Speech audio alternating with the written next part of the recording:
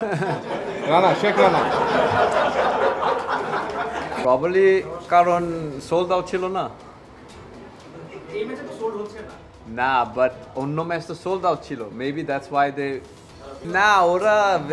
ছোট একটা ভিডিও চাইছে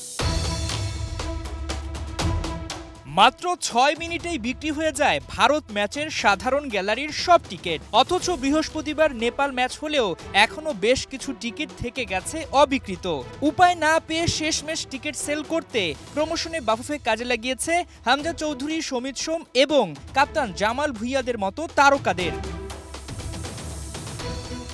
অবাকই হতে হয় জাতীয় দলে হামজা চৌধুরীর অভিষেক হবার পর টিকিট সেল করতে এতটা বেগ পোহাতে হয়নি বাফুফেকে এমনকি ভুটান ম্যাচেও টিকিট নিয়েছিল দর্শকদের কারাকারি কিন্তু নেপাল ম্যাচে হাভিয়ের কাবরেরা থাকায় খেলা বয়কটের হুমকি সহ নানা কারণে কাঙ্ক্ষিত টিকিট বিক্রি করতে পারেনি ফেডারেশন লসের ভয়ে কি তাই জামালদের বেছে নেয়া না ওরা ছোট একটা ভিডিও চাইছে তো অন্য ম্যাচে তো দেখা যায় না সেটা ভুটান ম্যাচও দেখা যায়নি প্রবাবলি কারণ সোল্ড আউট ছিল না এই ম্যাচে তো সোল্ড হচ্ছে না না বাট অন্য ম্যাচ তো সোল্ড আউট ছিল মেবি দ্যাটস ওয়াই দে হ্যাঁ ওকে রানা শেখ রানা নেপাল ম্যাচ নিয়ে যেমন আগ্রহ কম দর্শকদের তেমনি হাভিয়ের কাবরেরার ওপরও আর ভরসা করতে চান না তারা ভারত ম্যাচ জিতলে কি কন্টিনিউ করবেন এই Spaniard that we will see what happens after the India match, but definitely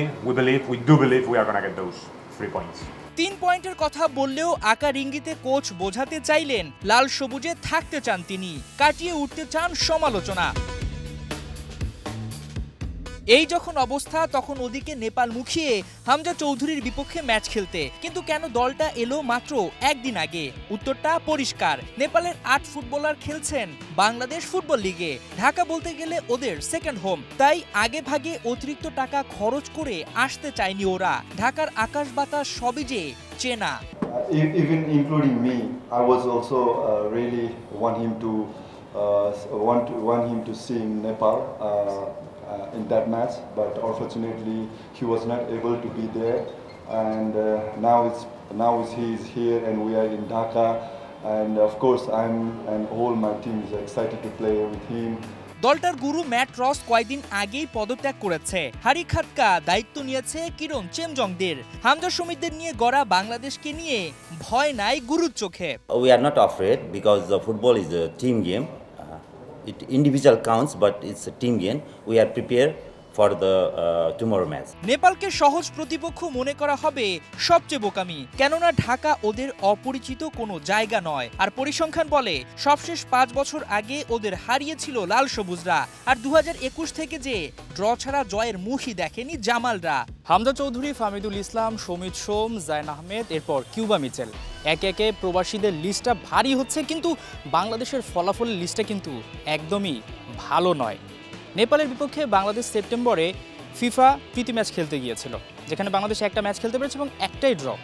এই বাংলাদেশের কাছ থেকে আপনি কি চান নিশ্চয়ই ড্র নয় এবং জয়টা হলেও সেটা হতে হবে অনেক ব্যবধানে হাসান সজীব ৭১ জাতীয় স্টেডিয়াম ঢাকা